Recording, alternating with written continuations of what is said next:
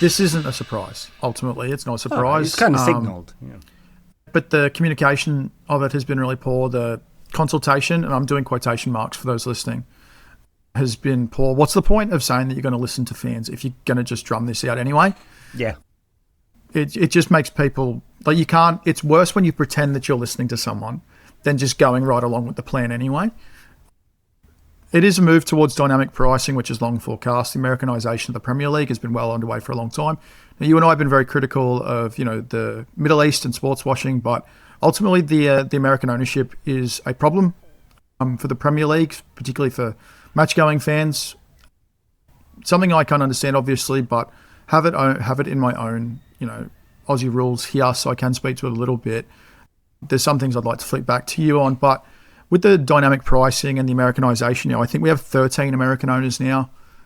With 14, they're going to be able to use voting blocks to get in things that they want. So, for example, if American owners want games to be moved, they're going to be able to vote those in soon enough on their own. So it's a real danger that we're heading towards as a model and as a league that's already probably maxing out on broadcast revenues, as you and I have talked about. We're probably at the apex of that market at the moment without moving into pay-per-view and streaming of games on Netflix, Amazon Prime, things like that. So, or DAZN, who's currently seeing with the Club World Cup, something I don't really want to talk about. But we're getting a really ugly forecast for the future of English football. So, fan groups can say and do as much as they like, but they're not being heard. Obviously, people who stand with the 1958 are very much standing against MUST, or must, because of they feel a lack of inaction. I'm more curious to your point of view on the homegrown match-going fan perspective. We're talking about long-held season ticket holders, like people's grandparents and fathers and mothers, who are getting priced out because it's not possible for them to keep up the increase, and they're facing much steeper increases because they've always historically had a discount. So yeah. I'm more curious on your take.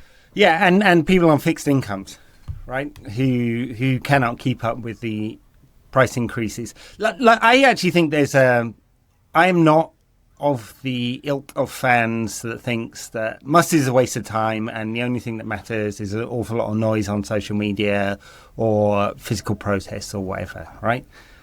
In any kind of protest movement, you need dialogue and you need action. And the 1958 group, for all the great stuff they have done, could not enter into the same kind of dialogue with the club that the Supporters Trust does. They just could not do that, right? Like any advocacy group that is more militant and wants to remain more militant, they could not do that, and the club would not take them as seriously or would not approach them in the same way, right?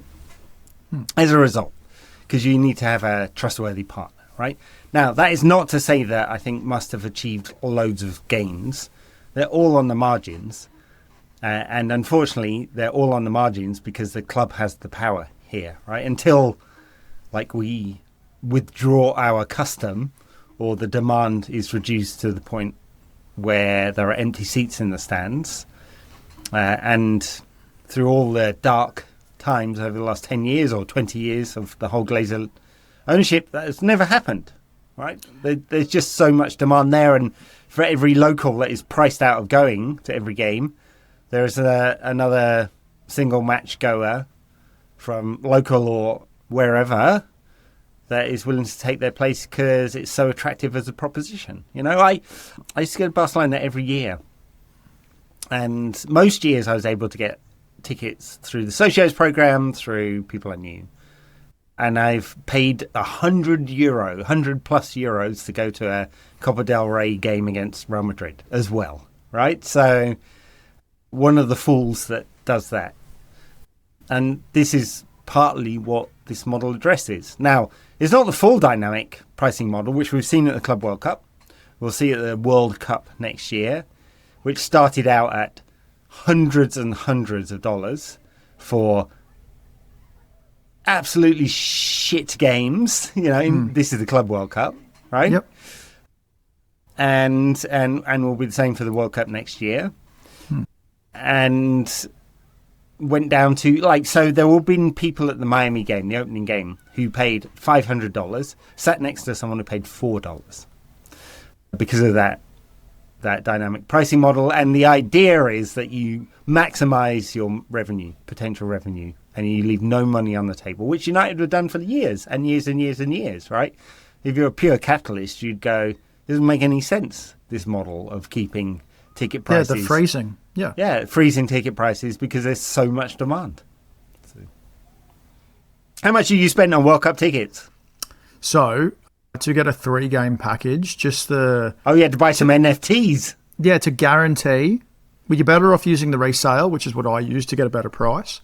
But my friends who paid a little bit more than me, they paid $900 US combined for 2 tickets. So guaranteed access to 2 tickets to those 3 games, that 3-game block.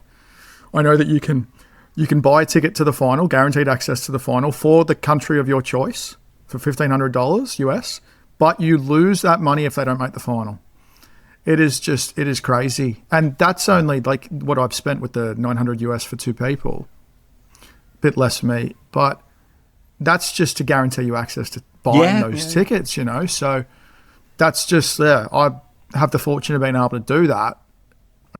But I'm going over, so I need to make sure I'm going. Otherwise, I wouldn't have guaranteed that access. If you absolutely want to guarantee it with no questions asked about which team is in the final, you have to tickle Gianni's balls. So I'm very tempted to just go to the Canadian games rather than the American games with the trajectory that the country is on, and just sort of, I don't know, if you looked at Adam Crafton's story, though, I don't really want to get into that discussion too much, being that this is a United pod. But yeah, I have a real moral dilemma with the lack of certain things being advertised and promoted by the current Club World Cup and the things that are being promoted. So yeah. But that's a discussion for a different podcast. We will certainly do this again, because I think it's well worth coming back to what this looks like. Because I think the World Cup looks very, very different now than I'd thought about it. I'd thought about it as a brazenly commercial World Cup. It's got a hint of politics in there, which is very different. But that's for another day.